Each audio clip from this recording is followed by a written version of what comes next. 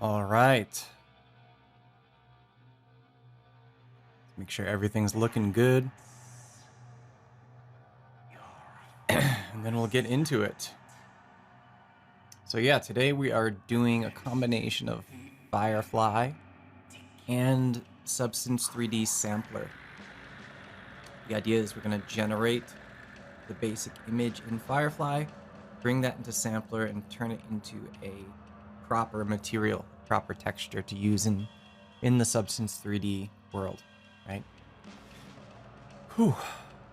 So I have been, I've had a cold all week, so I'm almost recovered from it, but not quite. So excuse any strangeness with my voice. It is what it is. And this will be, for sure, you know, about 30, 40 minutes of a session. It's not going to be too long because I'm doing a thing at the top of the next hour for Edge Gain and Adobe. So I've got to be on top of that, right? Okay. So let's see here. And you know, I mean, talking about that too, like, I'm still not convinced that this is the best time slot, you know, for me. It is something that is managed through Adobe for Education. They've got a calendar and they slot us in different spots.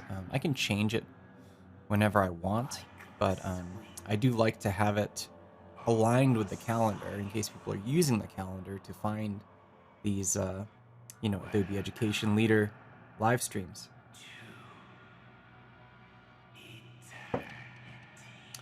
So let's go ahead and get into it.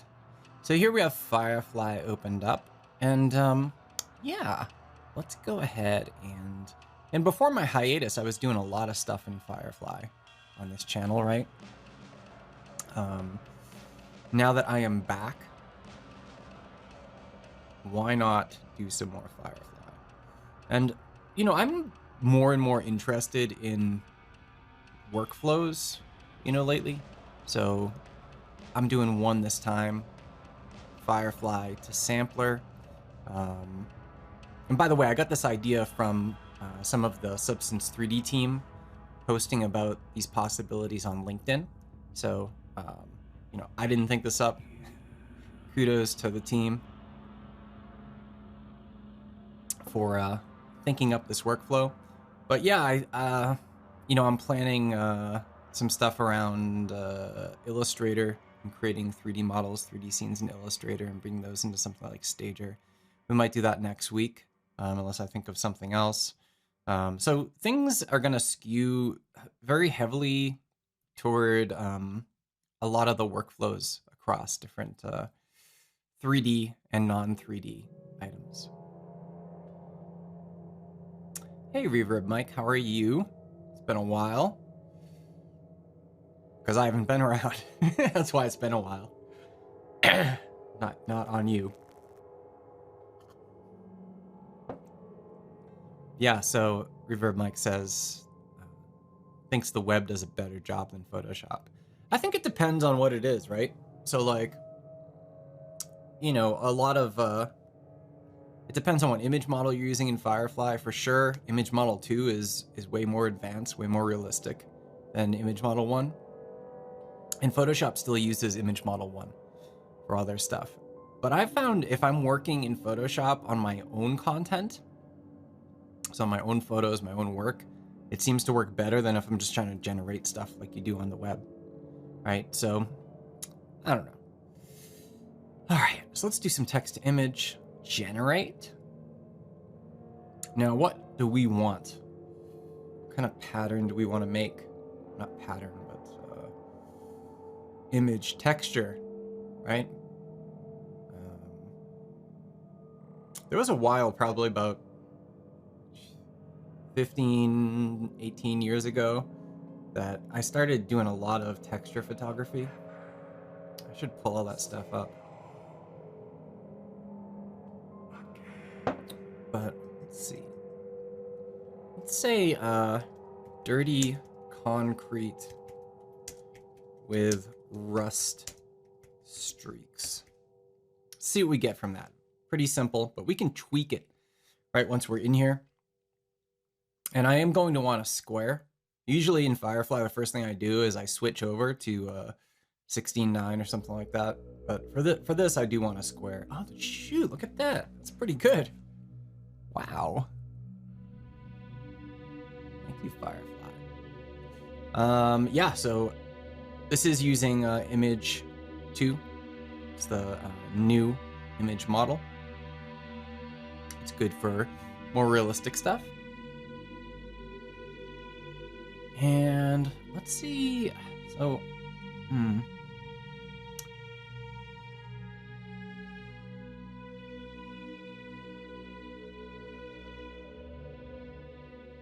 make sure that background music isn't too loud there. How high does the resolution go? You know, I think with image model 2, it goes more than the previous model. I don't know if it says it here. I don't remember. Yeah, so it tells you right here, it's only available in the text-to-image model in Firefly. So, like, yeah, Photoshop doesn't have it yet or anything like that. I can't remember. I think it is a greater resolution, though. But I don't remember what number I heard on that. But, yeah, let's have a look here. I don't know. I might not be able to... Let's go a little farther away. So if I go into, let's see, we've got all these different photo terms now, like close-up, photograph through a window, macro photography, shot from above, surface detail, wide angle. Let's change it to wide angle. And then we've got photo settings.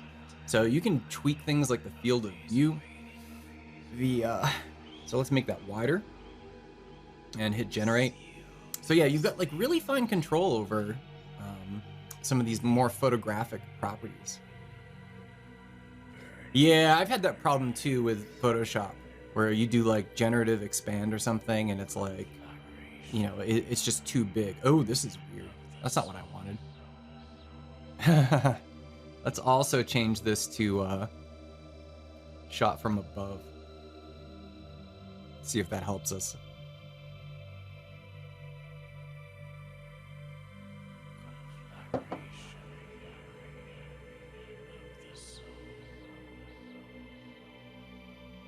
Yeah, that's better. Okay. Let's take this one right here. That one's pretty nice. I mean, it's not nice, it's gross, but yeah. It'll help. It'll work for us. At least I think it will. So, if I go ahead and download this. Continue. Yeah, so let's actually see how big this guy is once he's downloaded. Let's answer our resolution question.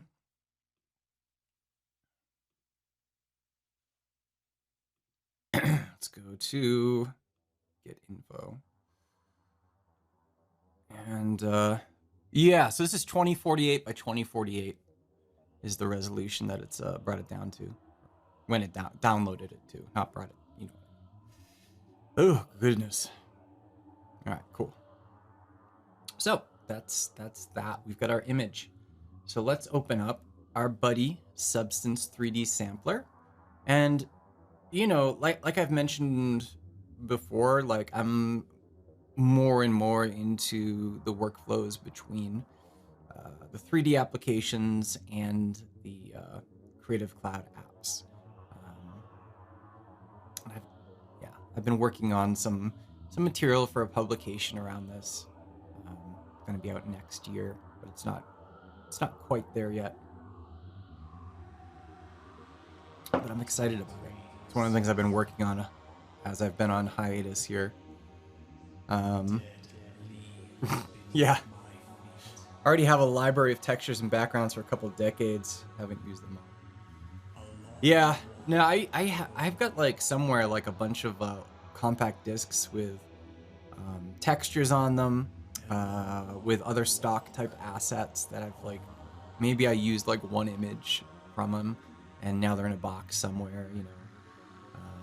Same thing with like sound effects, right? Just different Foley effects, shattering glass, screeching cars. Like you only need like you don't need like that whole library of stuff as an individual. You might need one of those things every once in a while, and then that's it, you know. Anyway, yeah, Substance 3D Sampler.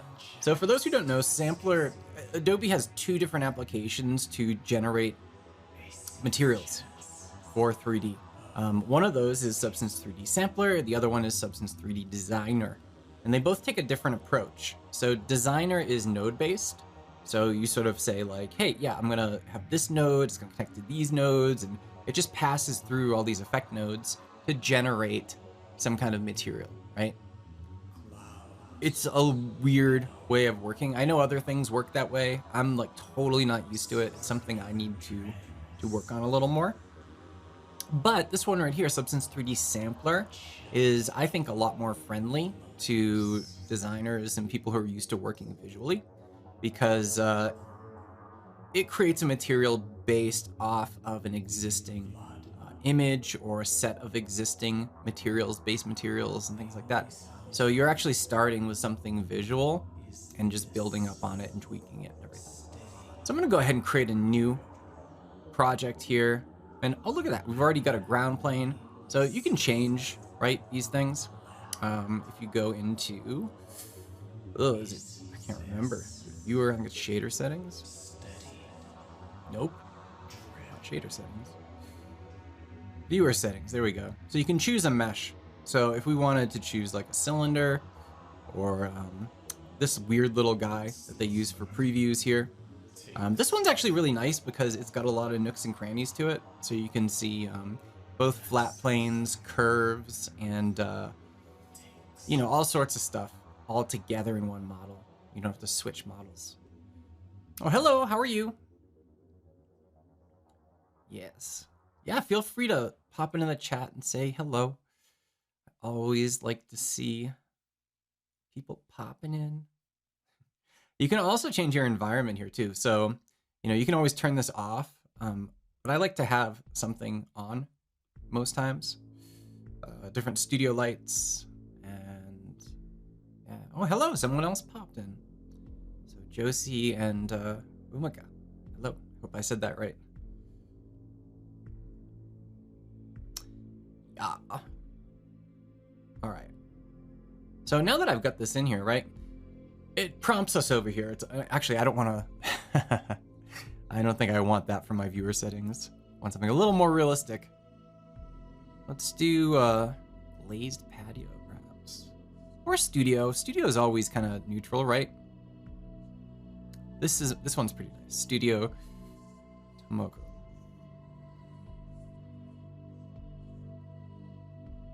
All right. So we've got our little mesh here, our little model. And then over in our layers panel, this is where we do kind of all of our work inside of Sampler. So we basically stack different layers, and it works very much like Photoshop, where you have image layers, you have adjustment layers, you have filters and effects. Inside of Sampler, these are all layers, right? So if I go in here and I'm like, hey, I would like to use that Firefly image that we just downloaded. Come on, buddy. There we go. Just drag it right onto the layers panel and we get this. So this is sort of like a prompt like, hey, you just dropped a image into here. What are you trying to do, Joseph? And I've got to be like, oh, well, I want to do an image to material. That's the default, but you can also do multi-angle to material. That's when you take like a bunch of photos of an object and create a material out of that. You can just use a bitmap straight up, or you can import textures into your layers panel, of course. So, I'm a little out of breath. For those who are just checking in, you can tell I'm a little stuffy, right? So I've had a cold since Monday, really. Ugh, I haven't had a cold like this in a while. I've actually gone through like maybe 5 years or so without really getting any kind of illness. So getting a cold like this it just reminds you of how nice it is not to have a cold, not to be sick, you know? But I'm doing what I can. All right, so we can see here, it interprets the document size for us. So from Firefly, it is 2048 by 2048. And we can choose to add a base material or not. I'm going to add one because it's the default. And there's my imported file. Now, an important thing here is that you can choose bitmap to material, B2M, or you can choose AI powered. AI powered is going to take longer, right? But it's going to be, in my opinion, a lot nicer because it uses AI to figure out, you know, how to interpret the image into a material straight off. So let's go ahead and import this because sometimes, as I mentioned, it can take a bit long. So what we've got here, we've got our base material, we have our image that we brought in, and here's image to material, AI powered. So what's going to happen is it's going to go through and just make some determinations based on artificial intelligence, exactly how to interpret it and create a base material out of it. So we can see down here in the properties, because we have that selected. And this is kind of new actually, right here, category. Uh-oh. So this machine is an M1, an M1 Mac Mini. So not like the most powerful machine in the world, but it is an M1. I think as soon as they, oh my goodness, I'm frozen. There we go, look at that. Pretty good already, right?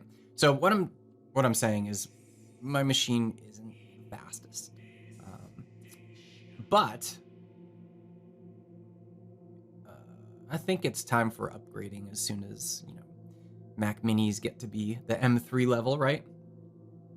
I usually skip a generation for different things, although my laptop is an M2, but that's a work laptop. So, all right, so check this out. We've got all these different categories. So what these categories do is they help the AI determine, you know, certain things on how it should interpret your image to material, right?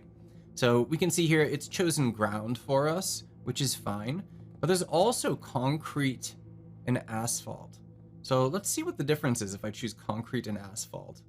You can see up top in the layers panel, it's refreshing, reinterpreting everything.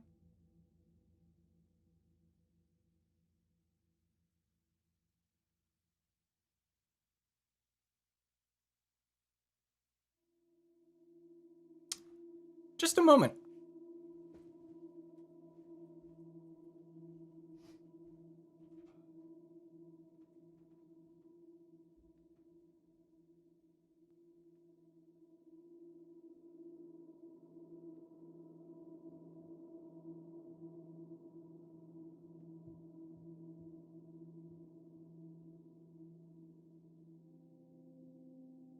Walking through the crisp night.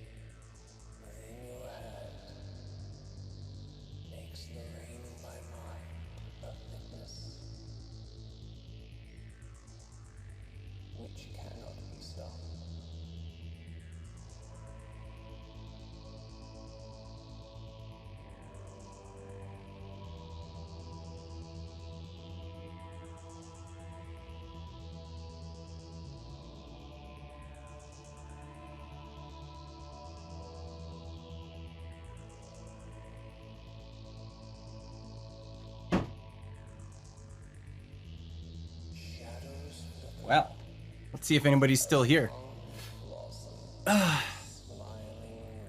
So I had a, I'm muted, is that true, Kevin? Hello, Kevin, welcome, Kevin. So what happened was I saw my camera's trigger, and it's my drywall guy. So I wasn't expecting him today. He's just fixing up some stuff, some texturing and things like that. So anyhow, here we are. So recap.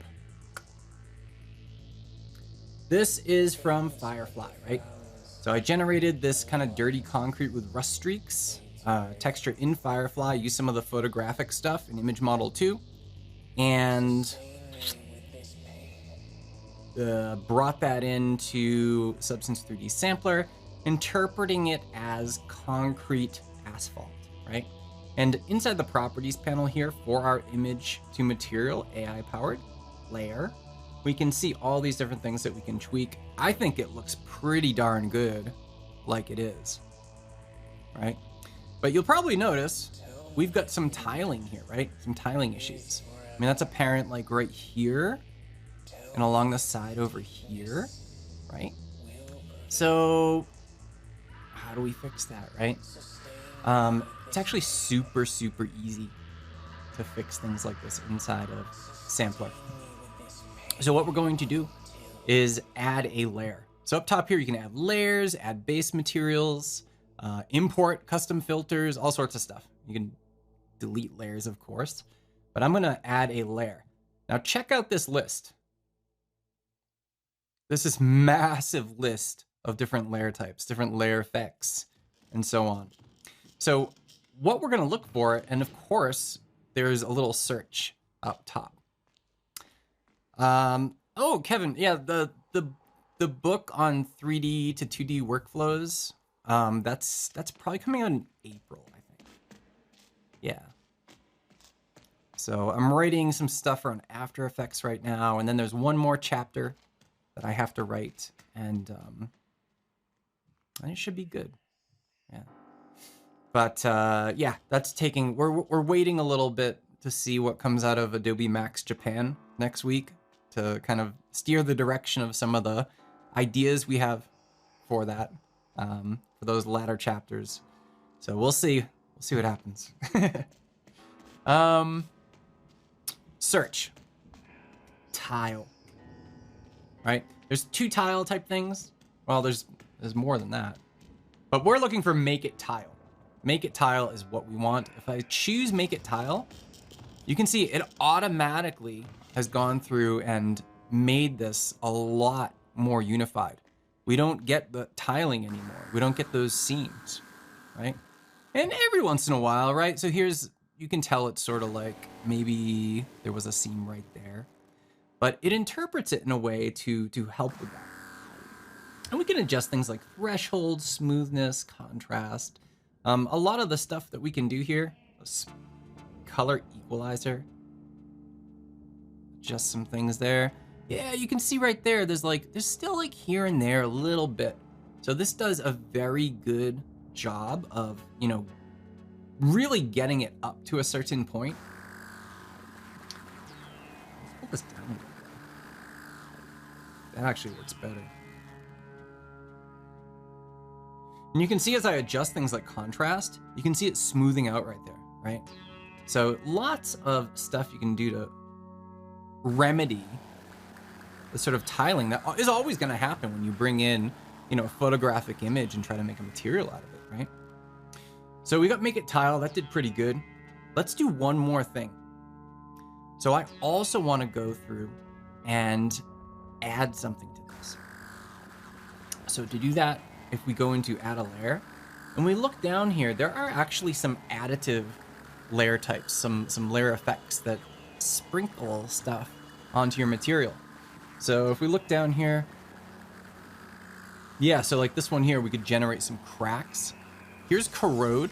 We could generate corrosion. But then we have stuff like this, dirt and dust. Dirt and dust, I think, go a long way to covering up even those remaining kind of like tiling imperfections that you can find right after make it tile is applied, right? So let's go ahead and hit dirt. Ugh, look at how dirty it is. Yeah. So there's presets down here, right? We got dirt, dirt heavy, dirt light, dirt soft. There's the heavy dirt right there. Light dirt, soft dirt. So let's go dirt heavy and then just pull it down. So here's our quantity slider. If I take that down, there'll be less dirt, of course. The volume of dirt.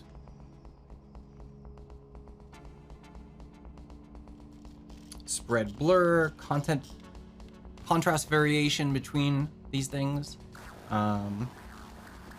Custom base color, right? So here's your dirt colors. Oh yeah, Lightwave, man, I tried to use Lightwave probably like 20 years ago when I was trying to teach myself some 3D stuff, and I was just so lost. In most 3D software, I'm completely lost. I'm just useless with it. That's why I like Substance 3D, because most of it is something I can understand. You know, let's make this a bit more kind of. Oh yeah. Color 2. It's kind of like a gross.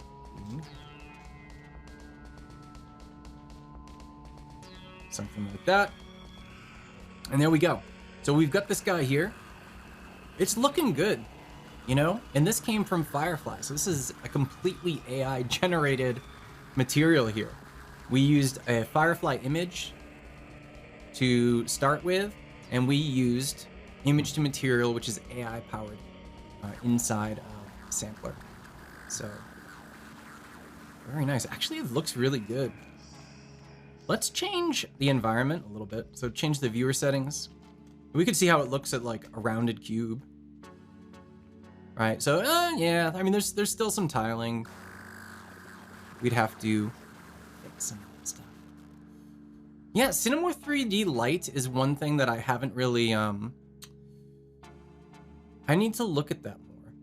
You know, because it obviously it does come with After Effects, right? I can hear my drywall guy going crazy upstairs.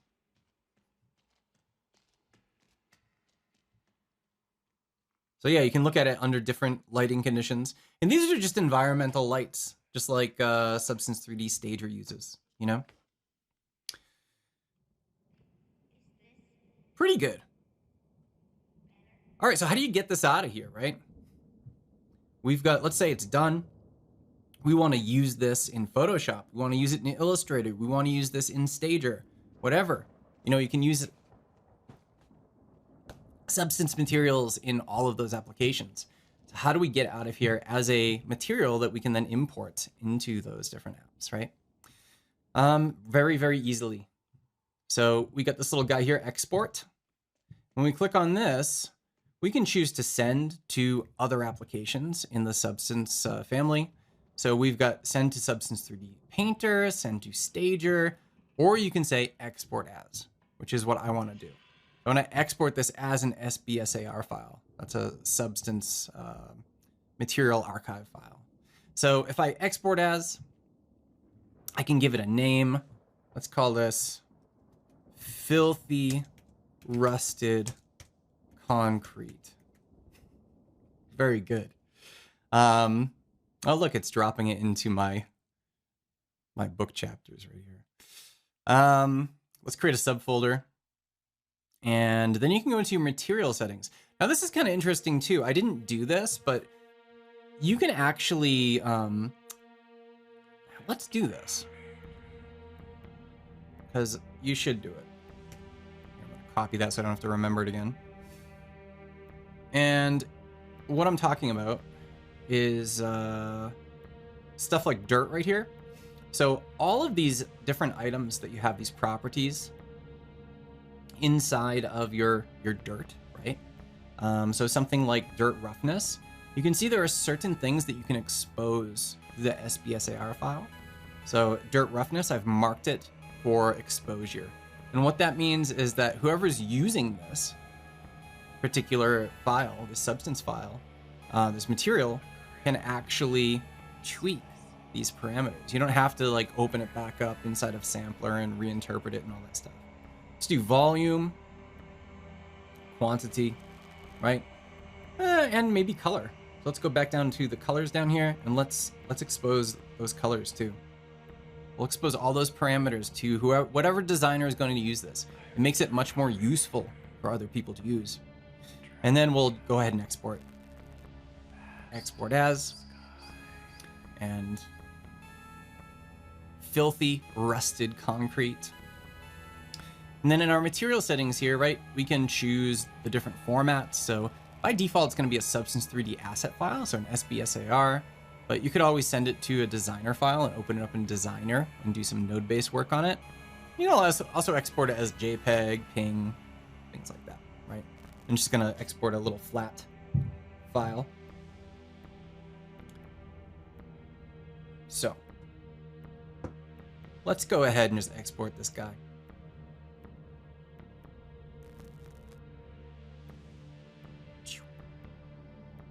All right, now you can... I froze again. I don't know if you can still hear me.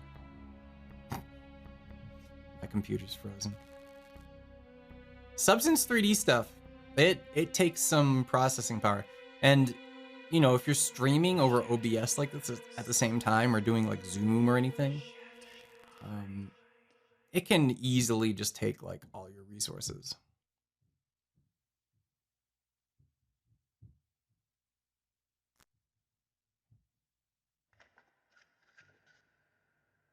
Yeah, I think it only froze for a moment.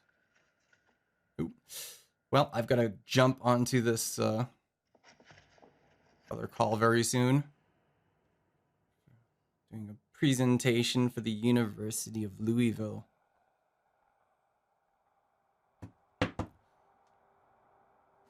There we go. Exporting.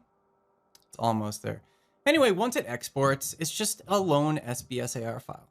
And you'll be able to take that and apply it to, you know, any of the applications that can use that. Like I mentioned, Photoshop, Illustrator,